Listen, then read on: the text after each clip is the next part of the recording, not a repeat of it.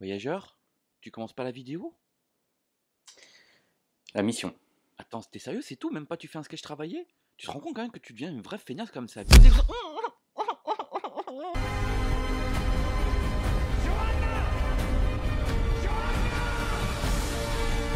Elle se prend pour une indienne. En 1870, le capitaine Kidd se rend de ville en ville afin d'informer les populations reculées et certainement illettrées. Ouais, des Texans quoi. Il en transmet donc les informations parues dans les journaux à haute voix. Mais un jour, il va rencontrer une petite fille qui a été élevée pendant plusieurs années par des Indiens et qui ne parle du coup absolument pas anglais et décide du coup de la ramener à sa famille. Alors encore une fois, une petite aparté sur le film, comme depuis quelques temps, depuis que je parle de film en SVOD. Le film est bien disponible sur Netflix depuis le 10 février, mais ça n'est pas une production originale Netflix. Le film était prévu pour le cinéma. Enfin, il est sorti au cinéma d'ailleurs, parce qu'il est sorti, je crois, le 20 ou le 25 décembre au cinéma, puis il y a eu une exploitation VOD, et maintenant il est disponible sur Netflix. Donc, Pourquoi tu le répètes encore et encore ça? j'aime bien le rappeler aux gens. Le film est réalisé par Greengrass, à qui l'on doit d'ailleurs La mort dans l'impôt et Captain Phillips, avec Tom Hanks lui aussi d'ailleurs.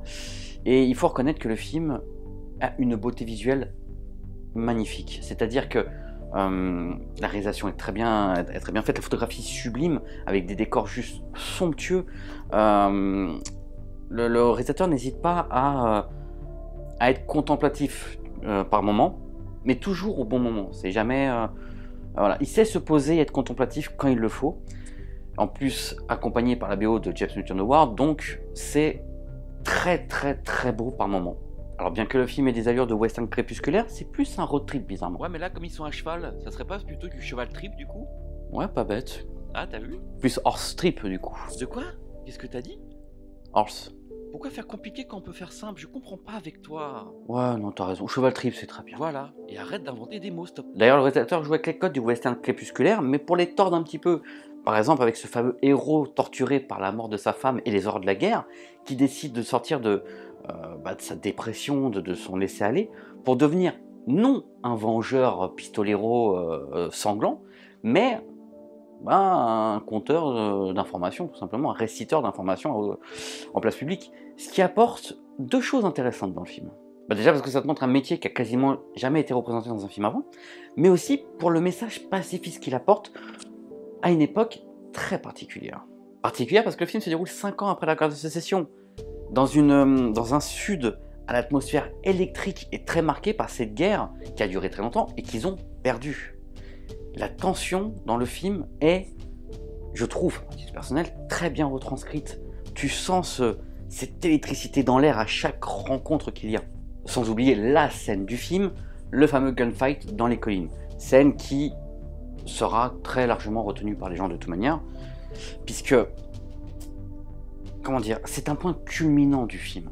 Déjà, elle est marquée par la réalisation, c'est-à-dire le paysage est sublime, la tension elle est palpable, la réalisation est très brillante à ce moment-là, je trouve, mais aussi parce que c'est à partir de là que toute la relation entre Kidd, joué par Tom Hanks, et la gamine va changer, ce qui va amener du coup au final du film plus tard. Alors je t'encense le film depuis tout à l'heure, mais malheureusement le film a un très gros défaut. Mais avant de s'y attarder, parlons un petit peu du casting.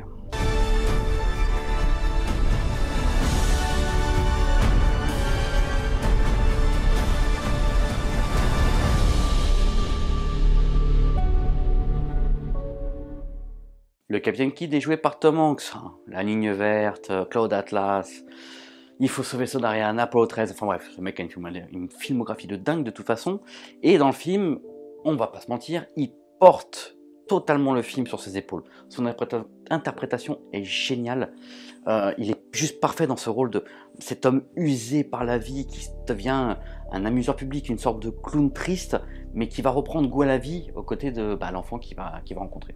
Quant à la petite, elle est jouée par Helena Zengel, que tu as pu voir peut-être dans Benny, qui, alors moi je l'avais pas vue, je la découvre vraiment dans ce film-là, je sais que beaucoup avaient parlé de son interprétation comme quoi qu'elle était bonne, je la découvre là maintenant, et effectivement, du haut de ses 12 ans, la gamine est très douée, elle a vraiment un talent certain, elle tient tête quand même à Tom Hanks, son interprétation est vraiment parfaite. Pour 12 ans, il y a du talent, il y a du talent.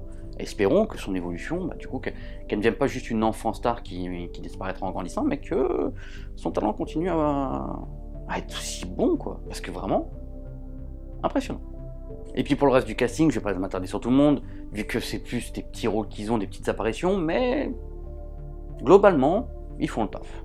Bon, le casting fait, maintenant je suppose que tu veux savoir c'est quoi le problème dans le film, le gros défaut, qui pourrait peut-être gâcher un petit peu le film. Le rythme. Le film souffre d'un vrai souci de rythme.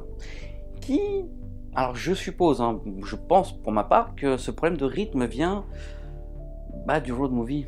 Le road movie est un style de film qui est généralement assez lent, puisque tout le rythme du film se passe sur l'interaction qu'a les personnages entre eux, sous fond de drame, généralement avec peut-être de temps en temps quelques points d'humour, ou peut-être des films d'action suivant les genres de films, mais c'est un film qui est généralement lent, pendant les scènes de traversée, pour pouvoir montrer l'interaction entre les personnages, la tension ou l'émotion qui est censée y avoir, suivant le film ce qu'il veut faire passer comme message. Le souci dans ce film-là, c'est que la gamine ne parle pas anglais pendant une très grosse partie du film. Du coup, les parties d'interaction qu'elle manque sont assez chiantes, même très chiantes par moments. Des fois touchantes, attention quand même mine de rien, des fois c'est très... tu tournes en rond, quoi. Tu tournes en rond. Et puis l'empathie que leur relation est censée te donner n'arrive du coup que très tardivement. Ce qui fait que, oui, ça casse beaucoup le rythme. Alors, est-ce que ça en fait un mauvais film pour autant ? Non, faut pas abuser non plus. Par contre, c'est vrai que ça peut en rébuter certains. Et ça peut être compréhensible. Tu deviens de moins en moins logique quand même. Je vais m'en prendre une, c'est ça? Putain, mais oui, mais j'y avais même pas pensé en plus. Merci, Ah mais je suis vraiment bête, pourquoi j'y fais penser? Malheureusement, j'ai pas grand chose à dire de plus sur le film. Je pourrais m'attarder sur certaines scènes, te spoiler la fin, ou t'expliquer, tiens, t'as vu tel type de réalisation à ce moment-là, ou ce qui cloche sur cette scène-là, mais je serais pas plus pertinent que ça en fait. Là pour le coup, je t'ai vraiment résumé ce qui va et ne va pas dans le film, et j'ai rien de plus à rajouter en fait. Je trouve que c'est un très bon film, porté par un Tom Hanks des grands soirs, une gamine au talent très certain, mais avec un gros souci de rythme. Voilà, merci d'avoir regardé jusqu'au bout. N'hésite pas à t'abonner si ce n'est pas déjà fait, à activer la petite cloche, à liker, partager, commenter. Tu peux me retrouver aussi sur les réseaux sociaux, tu as les liens dans les descriptions. Sur ce, je te dis à bientôt pour une nouvelle vidéo. Ciao. La petite est jouée d'ailleurs par un gars... Quoi? Comment elle s'appelle? Le problème qu'il y a dans ce film-là, c'est que la gamine ne parle pas anglais, ça va couper.